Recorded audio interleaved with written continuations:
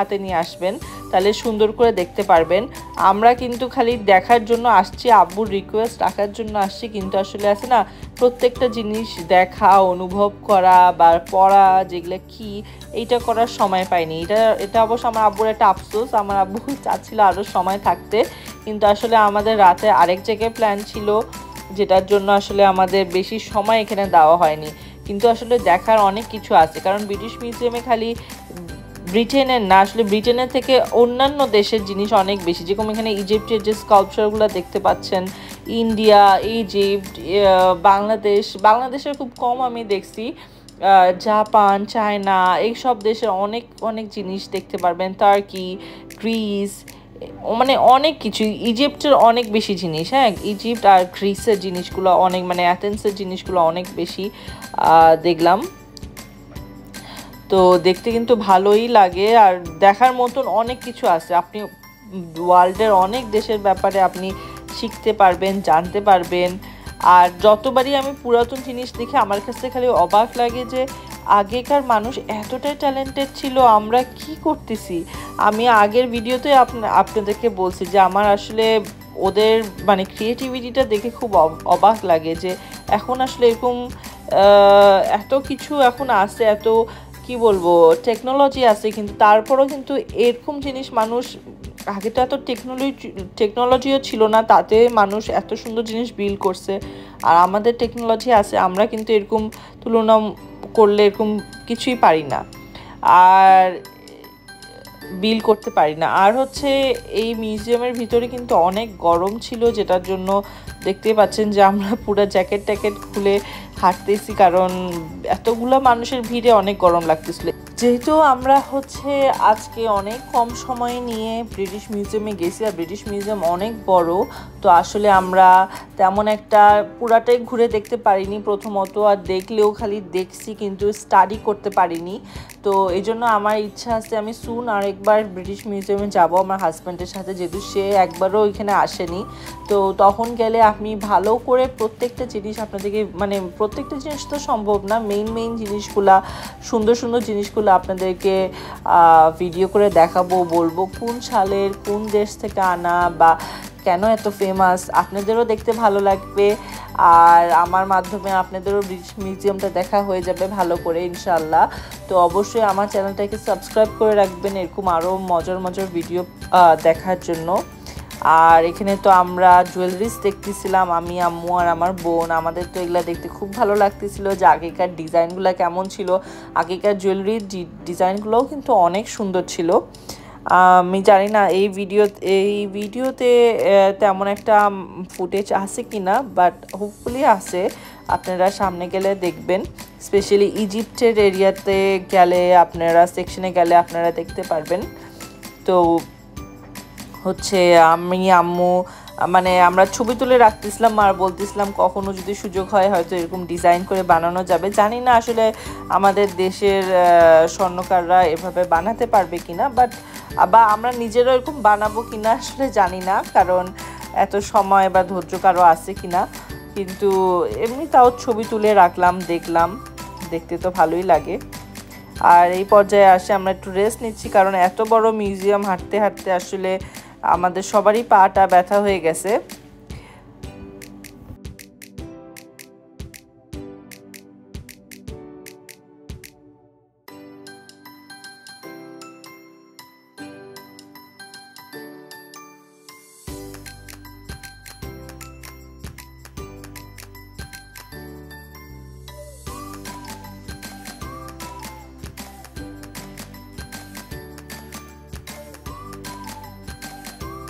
So আমরা British museum ঘুরে বের হয়ে আসলাম। এখন হচ্ছে আমরা যাব টাওয়ার ব্রিজে।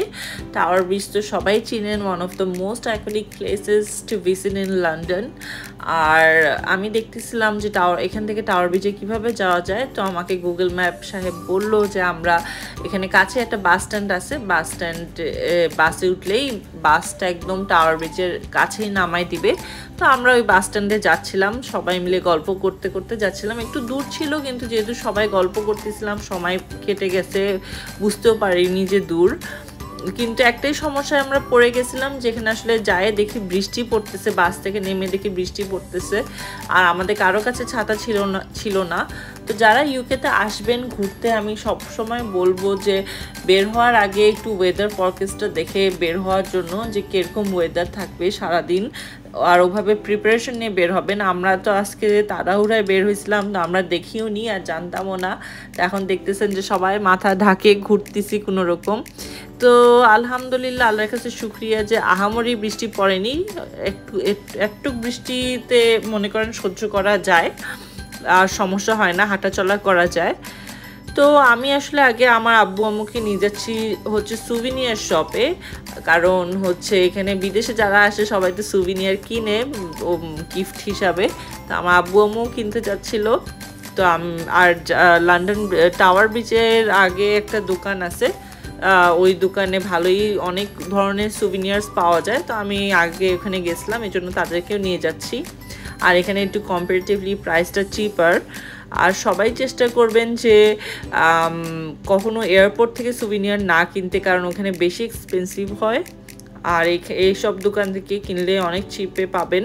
তো আমরা টাওয়ার ব্রিজে চলে আসতেছি, আর আমার আব্বু টাওয়ার ব্রিজে ঢুকার আগেই আব্বু ছবি তোলা স্টার্ট অ্যাজ অলওয়েজ। তো আমরা এখানে কিছুক্ষণ ছবি টবি তুলবো। তো আমি কথা না বলি, আপনারা টাওয়ার ব্রিজটা এনজয় করেন মিউজিকের সাথে।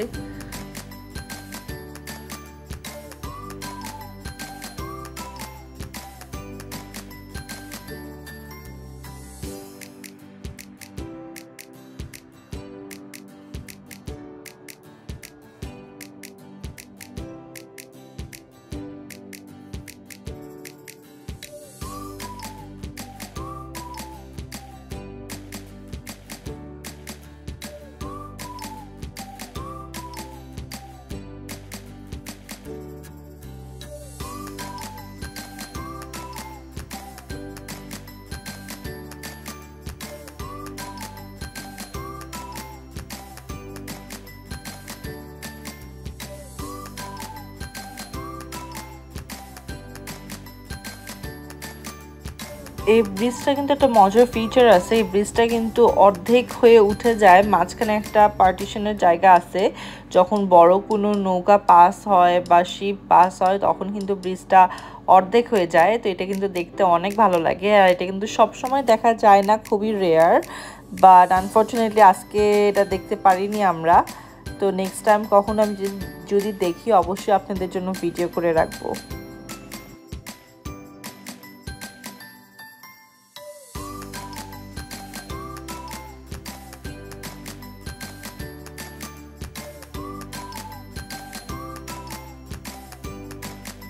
আশা করি আমাদের সাথে টাওয়ার ব্রিজটা দেখে আপনাদের অনেক বেশি ভালো লাগছে এবং এনজয় করছেন। তো আজকের ভিডিওটা এই পর্যন্তই থাক। ইনশাল্লাহ সুন একটা নতুন ভিডিও নিয়ে আসবো।